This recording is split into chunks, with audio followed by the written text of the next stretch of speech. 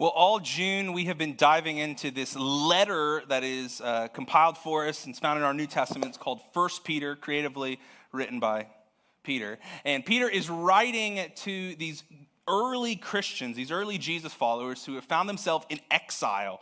They're in this space where they're scattered out across the ancient Near East and they can't live the way that they feel like God has called them to live, and they feel like they're stuck in these in-between type of moments that we find ourselves in all the time, right? You ever had those in-between types of moments when you're like, okay, this just doesn't feel right. I don't feel like I'm at home. This is not what I signed up for, but we're stuck in the middle of this in-between moment.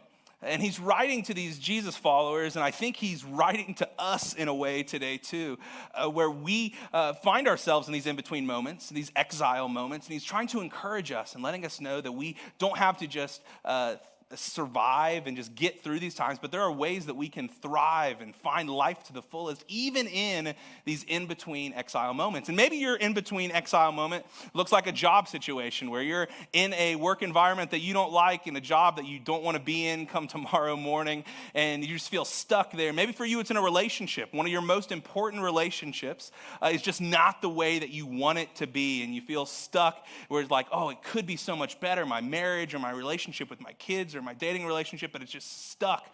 Maybe for you, it's in your spiritual life to where you feel like you and God have a lot of distance between you, and it's just not the way that you want to be, but you find yourself in this exile moment. And like I said, Peter is encouraging us. He's letting us know that there are ways that we can thrive through these seasons. But this morning, what we're going to talk about, it's counterintuitive. It's something that it's the gateway for us to really experience thriving in these moments. But man, it just doesn't feel natural at all. It feels like we'll be taking a step backwards if we do this and not a step forward. It's weird. It's counterintuitive.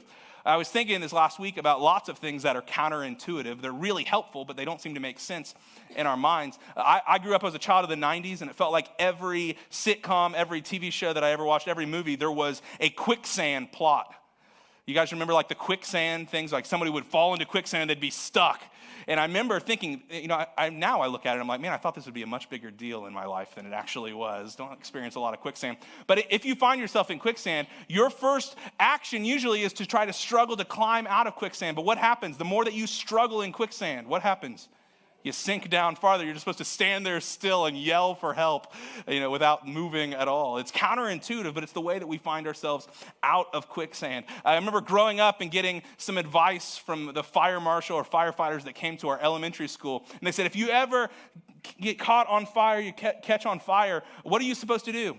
You're supposed to stop, drop, and roll. And can I just be real with you? That's counterintuitive to me. Like, if I get caught on fire, I'm taking off running, and I'm finding the quickest body of water I could jump into possible. It's the only way that really helps us, but it's counterintuitive. It doesn't seem to make sense on the surface at all. In my marriage right now, in our family life, we've got two littles. We've got Jack, who's 2 years old, and Thomas, who's about 12 weeks old now. And so life is busy, and it's crazy when we're at home wrangling these two little boys. And we discovered a couple of weeks ago that, hey, if we don't get really rigid and schedule time where it's just Megan and I, then we're just never going to actually have it. And so I instituted a bi-weekly date night to where like somebody else takes our kids, puts them down to sleep, and we're investing in babysitters, and we're doing this whole thing to make sure that we can actually spend time looking at each other without like falling asleep with our phone in our hands, right? But we realized we had to be really, really, strenuous on this. We had to be really tight about this so that we can make that a priority.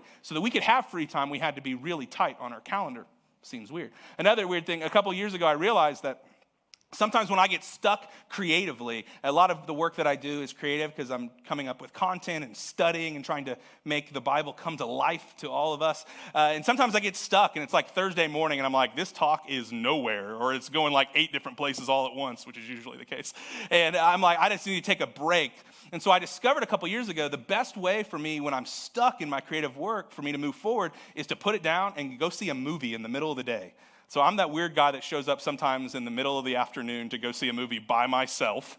I found that it uncorks something in me, and it helps me get into the place I need to be creatively. It helps clear my mind so that I can move on and move forward in my prep of a message. And it sounds counterintuitive, right? It looks like I'm just taking off of work, but it actually opens me up and it frees me to look at my work differently. It's counterintuitive. And what we're going to talk about this morning, what Peter is encouraging these early Jesus followers to do, it's very counterintuitive. It's the word submission. It's submission. That is how we find freedom. That's how we actually thrive, Peter says, is submission. We'll put it this way. Submission is the gateway. It's the open door for you and I to thrive in our exile moments, in our in-between moments. We need to learn to submit to the authority that is around us in every sphere of our relationships. When we learn how to submit, man, that's when we begin to thrive, and that's when we begin to find the other side of our exile moments. But can I be honest with you, like a little bit of a reverse confessional this morning, a pastor confessing to their church? I do not like, on the surface, the passages that we're going to look at this morning. If it were me, I would have skipped over this and pretend that it wasn't in the Bible at all, because this is some hard stuff for me. So everything I'm preaching this morning, man, it is going to me first, and it's hitting me first, because it is challenging to me, because submission to authority is like the last thing from natural in my life. I mean, the very first band that I was ever in when I was in middle school, before I could really play an instrument, the goal when you don't really know how to play an instrument, but you want to play music, is learn punk rock. If you didn't know that, that's what it is. So the very first type of music that I learned was punk rock, because it wasn't complex, it wasn't hard, but it's like you play it fast and you play it loud, and you sing like this, and then everything just works.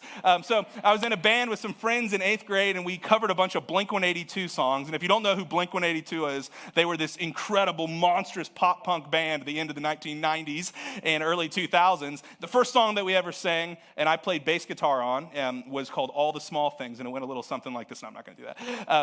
But I learned punk rock, but there's something about me connecting with punk rock I think of now, like it connects with my personality. I have a little bit of stick it to the manism inside of me. I don't like authority just for authority's sake, and punk rock kind of opened that up in me. As I grew up, I found that this is just part of who God made me to be. I don't know if you guys have ever heard of the Enneagram assessment. It's an ancient personality test that, God used in my life a ton, but I learned that I'm an Enneagram 8, which the title of an Enneagram 8 on this personality test is the challenger.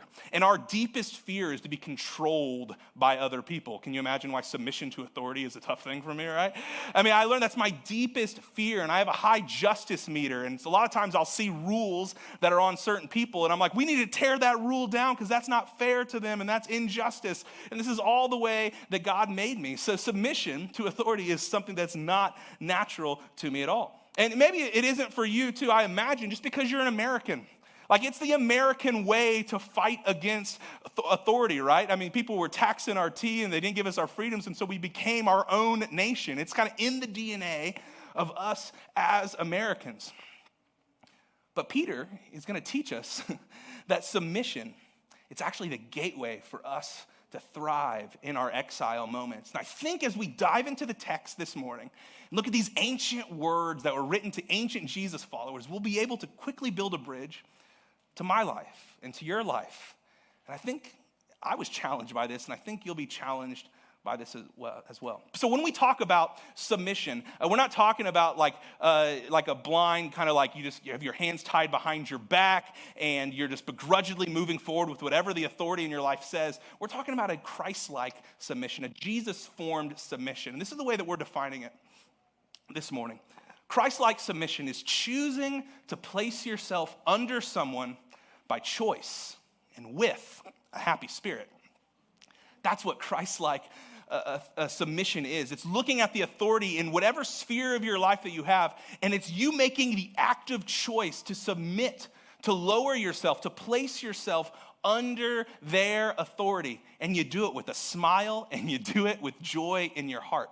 It's not I've got to do this, so I'm going to do this. No, you do it with joy in your heart and with a happy spirit. So this is what we're going to talk about. This is what Peter is going to share. And we're going to go through almost an entire chapter of his letter, 1 Peter this morning, talking about this idea of submission because it was so important to him. And he's going to talk about Christ-like submission in 3 spheres of relationship. So just to recap where we've been so far in 1 Peter, we said at the very beginning, Peter just gives us this onslaught of identity language. He gives us this onslaught of reminding us who we are in Jesus. And so in the first couple chapters of 1 Peter, he gives us all these words that we are in Jesus. We're known, we're chosen, we're made holy, we're cleansed, we're born again into his family, we're protected. And then last week, Nico shared more about this identity that Peter says that we're living stones in God's new temple.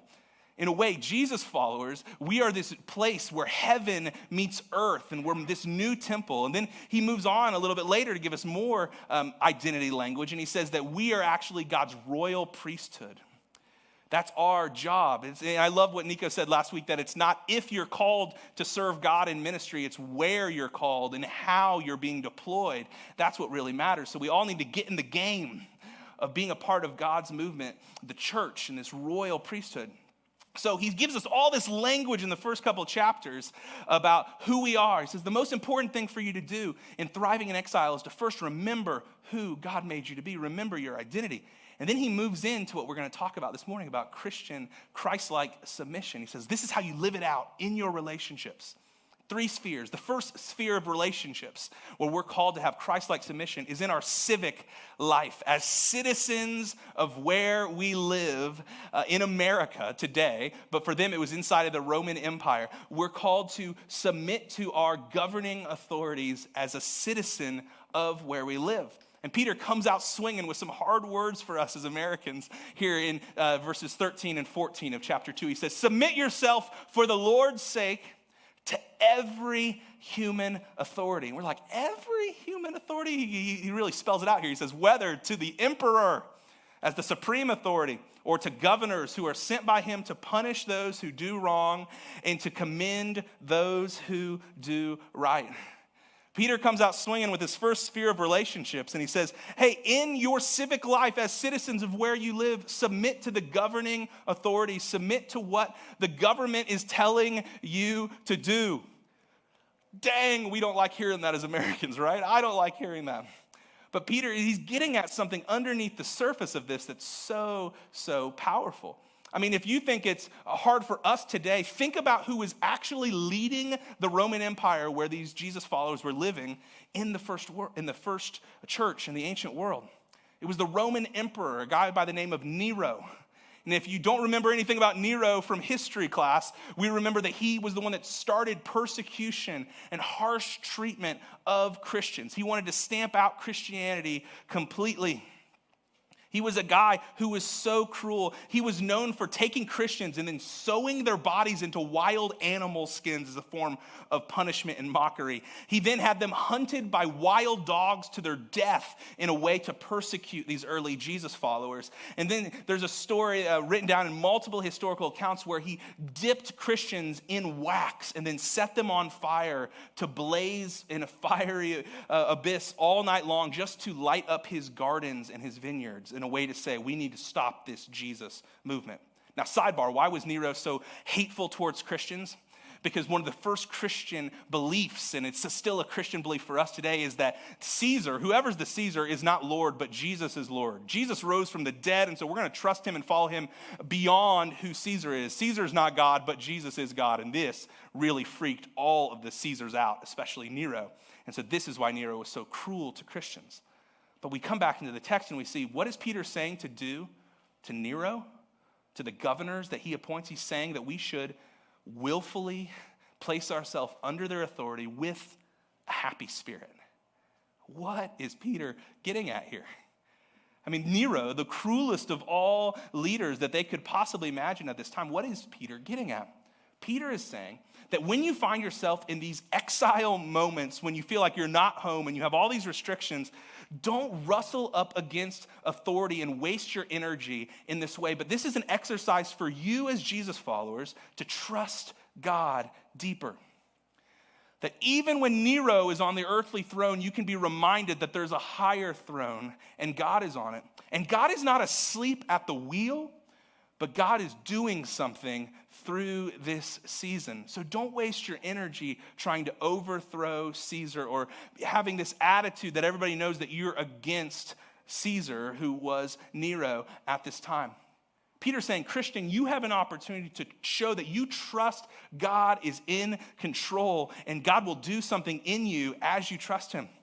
Peter's saying, you need to understand, like, these leaders that are on planet Earth in our governing bodies, like, God's not like, freaked out by who is in charge, but God knows who's there, and he's going to use the terrible things they might do or the good things they might do all for the story that's being written beyond what you can see.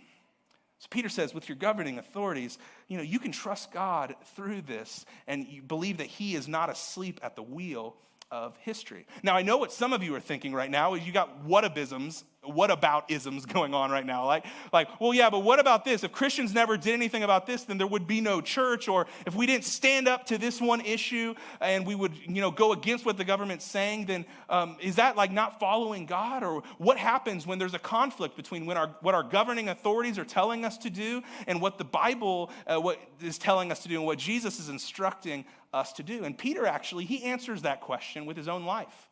And right after Jesus ascended to the right hand of God the Father, in the book of Acts, which is this recording, this history of the early church, Peter actually gets thrown in front of the governing authorities because they're mad at him because Peter's preaching that Jesus is Lord and that Jesus rose from the dead.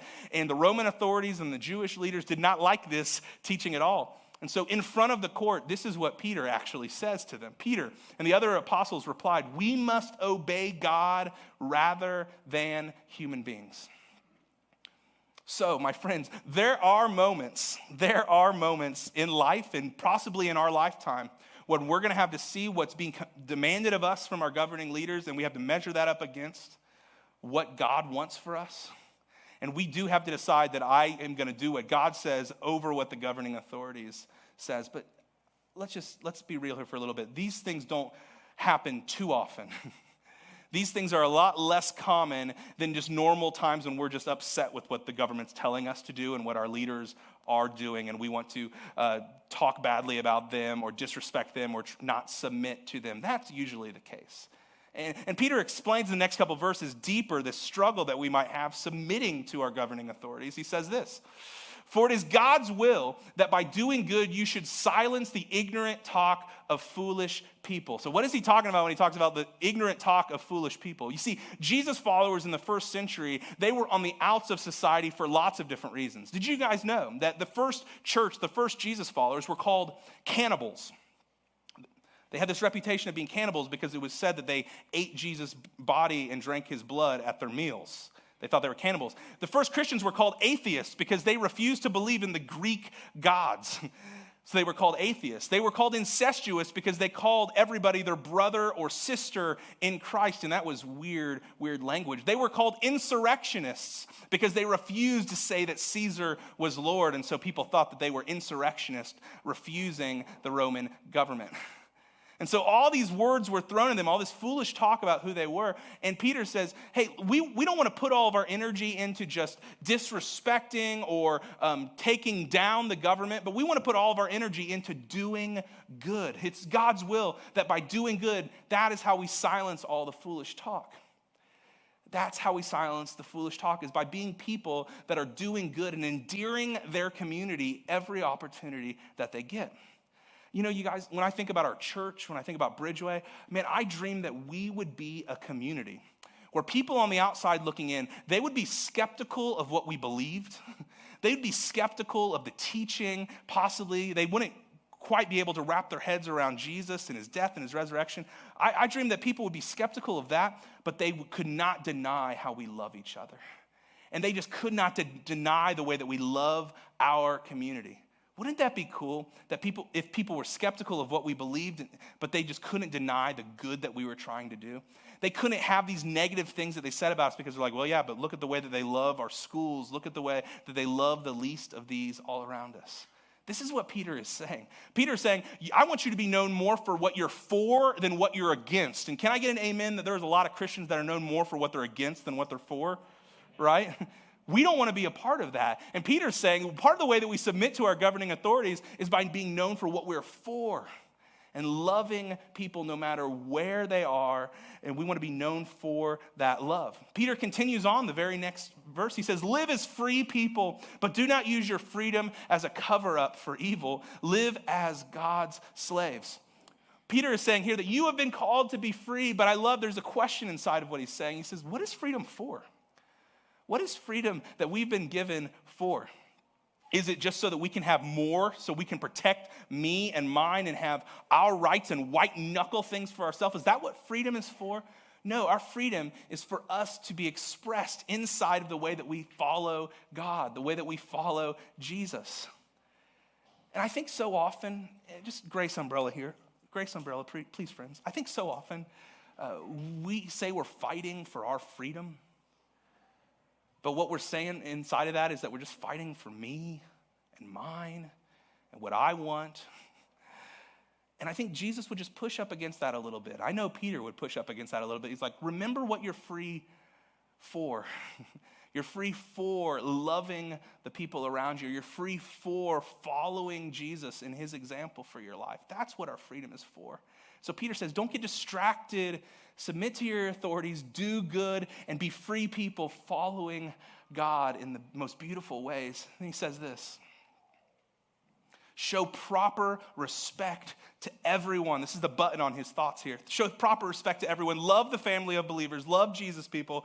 Fear God. Be reverent. Worship God and who he is. And honor the emperor. He hits the emperor thing again, which is so scandalous. But he says, show proper respect to everyone.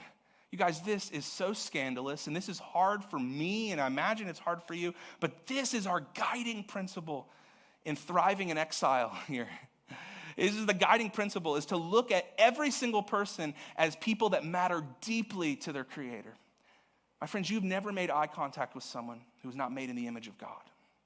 I've never made eye contact with someone who wasn't made in the image of God. So show them that respect. Not respect for what they do or what they don't do, but show them respect because their maker has placed dignity on them. And we should do this with our governing authorities. We should do these with former President Donald Trump. We should do these with our President Joe Biden. And man, have I failed at that? Yeah, I failed at that. But can we look at these people and the way that we talk about them on the internet, the way we talk about them at lunch or at the water cooler, can we show proper respect to them, not based on what they do or what they don't do, but because they're made in the image of God. And this is what Jesus is calling us to do, is submit to our authorities, to willfully choose to lower ourselves under their authority with a happy spirit in a way that we worship God. So that's the first sphere of relationships that Peter encourages us to submit in. Next, he moves into what we'll just call our work life and the way that we deal with authorities in our jobs. And so I want to take the very next verse. This is what Peter says. He says this, slaves, in reverent fear of God, submit yourself to your masters, not only to those who are good and considerate, but also to those who are harsh. Let's talk about slavery. My goodness. What is Peter getting at here? I mean, you can look at this and you can say, well, the Bible says slavery is okay. I mean, there have been people throughout history that have been slave owners, slave traders, that have looked at this verse and they said, this is what you're supposed to do, slaves. But let's talk a little bit about slavery here, especially on the weekend celebrating Juneteenth and the liberation of all Americans to be free people. What is Peter getting at here? Now, we can say unequivocally that we should condemn slavery full stop. It was an evil, evil practice. And it's kind of weird. Christians, and throughout Christian history, we have a weird history and track record with slavery. I mean, some of the biggest slave owners and slave traders were Christians, but then Christians led the way in abolition across in England and then into the States as well. And so we have a gray track record with it. But there are some distinctions and some parallels between American slavery, our country's original sin, and slavery in the ancient world that we see in the ancient Near East. I mean, some of the distinctions that we need to understand is that in the ancient world, over a third of all human beings were considered to be slaves. I I mean, it was a huge part and a huge system of the world economy. So about 1/3 of all people were slaves, and over half of all the early Christians are believed to be slaves, people that were indentured servants working for a household, and they were considered to be slaves. And so there was a huge population to where in American slavery, you're less than 5% of all Americans were considered slaves.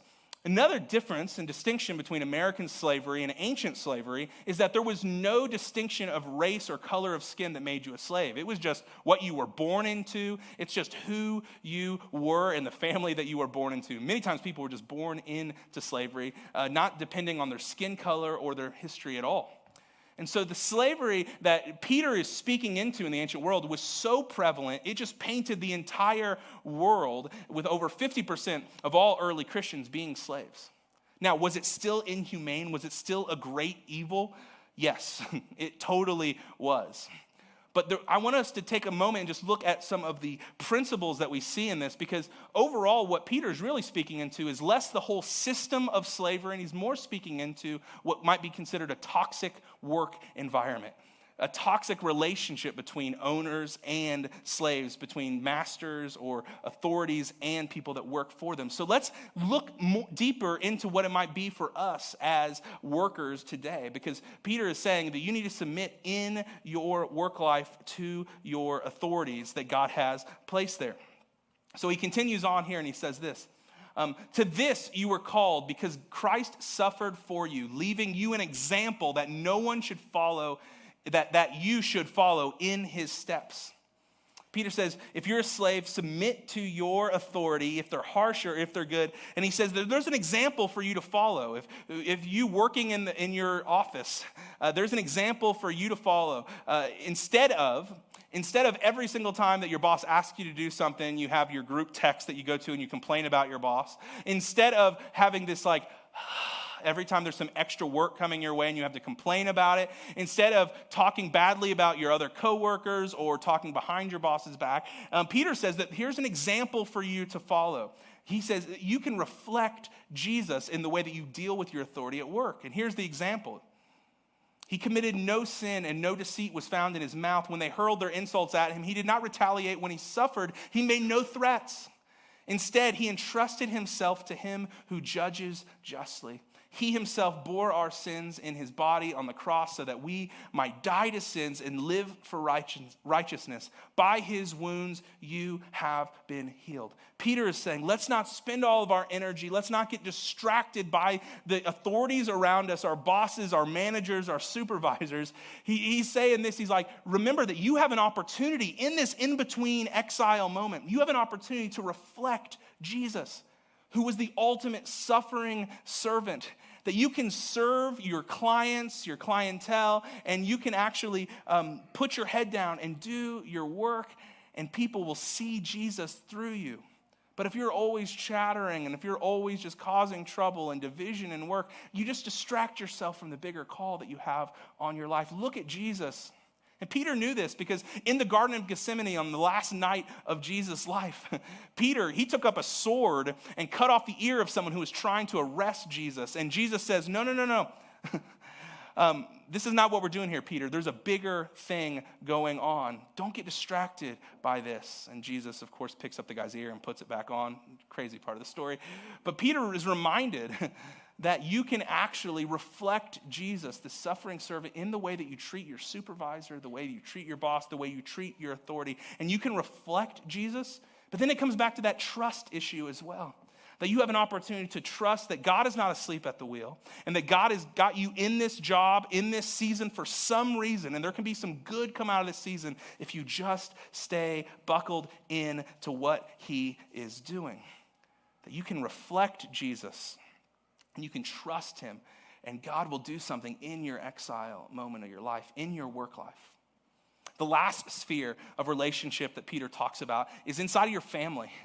And he gets it real personal. He says, submit in your family life to one another. And he specifically uses a marriage metaphor inside of this. So let's just start here what Peter says about submission in a family. He says, wives, in the same way, submit yourselves to your own husbands, so that if any of them do not believe the word, they may be won over without words by the behavior of their wives when they see the purity and the reverence of your lives. And the ladies check out and they run for the door and they're like, what is this guy talking about, right? Like, what is going on here? This sounds harsh. It bumps up against our modern sensibilities. And this is just the beginning of a passage where women are going to have some instructions and men are going to have some really tough instructions. And this is an overarching idea throughout the New Testament, not of just women submitting to men, but men and women submitting to each other in mutual submission. Each person lowering themselves for the benefit of the other person. But what Peter is starting to say here, and he's speaking specifically into a marriage relationship where the wife might follow Jesus and the husband does not follow Jesus. And he says that there is a way that you can live, that without you saying a word, you can be winsome. And they might come to trust Jesus or be open to the idea of Jesus by the way that you honor them and respect them and the way that you submit in joy to them. He says that there can be some beauty come from this, and you can witness to what Jesus has done without you even saying a word inside of your marriage. So Peter continues on and he says this. He says to wives, your beauty should not come from outward adornment such as elaborate hairstyles and the wearing of gold jewelry or fine clothes. Rather, it should be that of your inner self, the unfading beauty of a gentle and quiet spirit, which is of great worth in God's sight. Now hear me, this is not Peter railing. These verses have been used so out of context and used so poorly to say like you shouldn't have earrings, you shouldn't have nice hairdo, you shouldn't care about your appearance at all. This is not what Peter's saying. Peter is drawing a contrast. He's saying that you can be obsessed about all those outward things, but you miss the true beauty.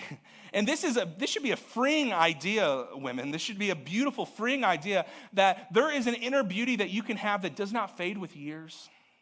It doesn't fade with time at all, but there is a true beauty that matters eternally. The character of your spirit, the inside, that's what really, truly matters. So this is not, railing against any kind of outward beauty, but it's saying that women, Jesus is inviting you to do work on the inner part that never fades away. And he actually calls this true beauty. Next, Peter says this, husbands, in the same way, he gets to the husband side, be considerate as you live with your wives, as you treat them with respect as the weaker partner and as heirs with you of the gracious gift of life so that nothing will hinder your prayers. What in the world, Peter? He said that women are the weaker vessel, the weaker partner, and I would love to have a conversation with Peter. Said, you think they're the weaker partner. You have not met my wife, Megan Larison. She is not the weaker partner at all. But let's just talk about this, because if we don't talk about this phrase, this is all that you're going to hear, and you're going to be like, what the heck is Peter talking about? This is why I don't like the Bible. This is why I'm not a Christian, because this is a sexist book and all this kind of thing. So let's just talk about it. You look at the actual language behind the idea of weaker partner, weaker vessel. It actually speaks more to the precious nature of a spouse, of your wife. It's precious nature. It's not just saying that it's like weak, you can just push it over, but it's saying that the wife in a marriage relationship is so precious. Think of it this way. This is a picture of a $10 million Ming vase. $10 million. And I think I would give it like $70 if I saw it in something like, maybe 50. $10 million. But the reality is this is worth so much. It's so precious. But you know what could just demolish this thing? A $10 sledgehammer. A $10 sledgehammer could just break this thing, destroy it completely. I think what Peter's getting at when he says that the wife is the weaker vessel, the weaker partner, is saying that they are precious. They're worth so much. And men, do not treat them to exploit their preciousness by men being the $10 sledgehammer in this illustration, mind you. Just breaking it up. But treat it with respect. They're precious. It might be weaker in a way that it's just worth more and it can break easier. But what I want to do is I want to go back to that passage because I know that when you first read it, all you see is the weaker vessel part and you didn't hear anything else. But this passage is such a challenge to men, and it's really revolutionary in its language in the way that it talks about women. So let's go back to that and let's look at some other phrases. Husband, in the same way, be considerate as you live with your wives. Treat them with respect as the weaker partner and as heirs with you of the gracious gift of life, so that nothing will hinder your prayers. Man, this is not sexist language. This is empowering and revolutionary language in the ancient world. Because Peter's saying, hey, men, you need to consider your wife's feelings, emotions, desires. They're not a subset of your family. No, they are leading your family with you. So be considerate of them. He says, treat them with respect. You guys, this was not found in the ancient world. This is a uniquely Christian idea to treat women with respect. It sounds so crazy to say it now, but this was a revolutionary idea. And he says women aren't just thrown into the spiritual reality because of who they're married to. No, Peter says that women, you are co-heirs with you in the gracious gift of life that Jesus gives you. I mean, they are co-heirs. Everything that Jesus is doing is not just for the men, but it's for men and women. And then there's a stark warning at the end of the passage. Did you catch this? Peter is saying, hey, men, if you don't get this right, if you don't respect, be considerate, see them as co-heirs with you, if you don't get this right, your prayers are going to hit the floor of heaven, and they're not going to make it through. You might be praying for something good, but if you don't have this part of your life submitting to your wife in this way, if you don't have this figured out, oh man, you're not going to get a breakthrough, and your prayers will be hindered.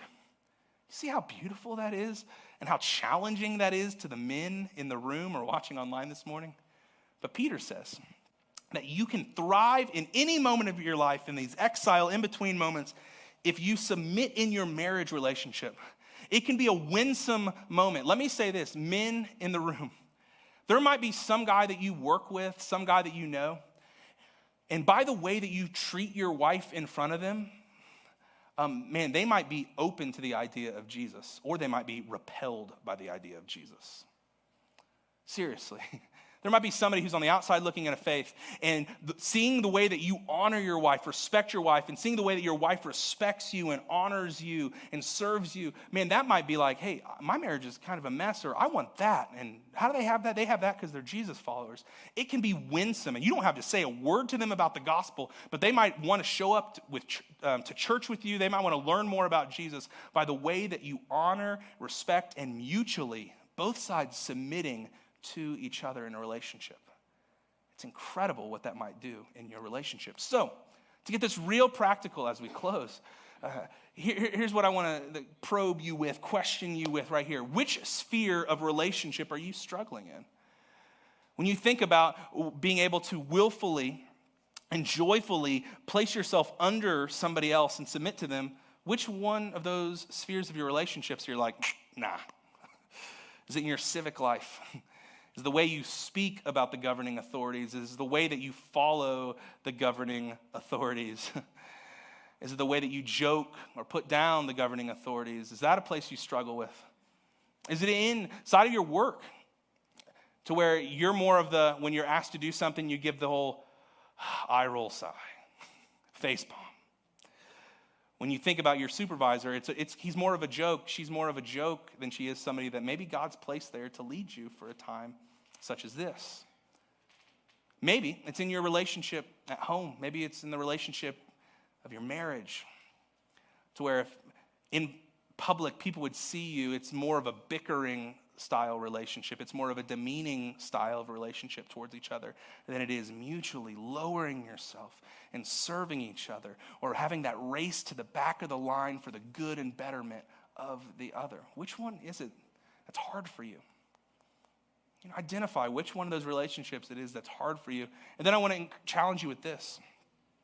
This is what our submission does.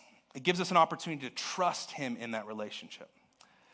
It gives us an opportunity to say, okay, I might not like where it is right now, but God, you've got a purpose here. You're not asleep at the wheel. These challenges in their relationships, it gives you an opportunity to reflect him. It gives you an opportunity to follow his footsteps in being that suffering servant and say, it might not be good, but I'm going to put my head down and I'm just not going to cause a big fight. I'm just going to keep going and trusting that God has got something for me. And I can be more like Jesus because of that. And maybe to say, hey, where I'm struggling in this relationship, it's an opportunity for me to witness about him. Maybe just by the way that I am living, that maybe they'd be curious about Jesus, or maybe they would see, before I even say a word, they would see the way that Jesus is changing our lives and he's changing our relationships, and they'd be like, that's interesting, and they would lean into the spiritual possibility of your life. Which relationship is the struggle for you? And look at the invitation that we have inside of these relationships to submit, to lower ourselves joyfully under the other person, and what could happen because of it. My friends, I want to leave you with this thought right here, that ultimate freedom is found when we place ourselves under God's authority. Ultimate freedom. Now, this is a paradoxical statement. This is kind of counterintuitive. But my friends, if you're wanting to be free, man, you place yourself under God's authority and see that God is behind all these different authorities in our lives. Because God is good. He's not asleep at the wheel. He wants you to thrive. And he wants better for you than you can even dream for yourself. So if you want to be free, don't run from God's authority, but run to God's authority, because it's good and it's got your best interests at heart. My friends, the early church, the early Jesus followers faced intense persecution, but they silenced the foolish talk. They kept their heads down and they followed Jesus through it. And here we are, 2,000 odd years later. We're still here because Jesus is going to build his church. And part of the way that we're gathered together hearing this message is because the early Jesus followers took this advice seriously. May we do the same.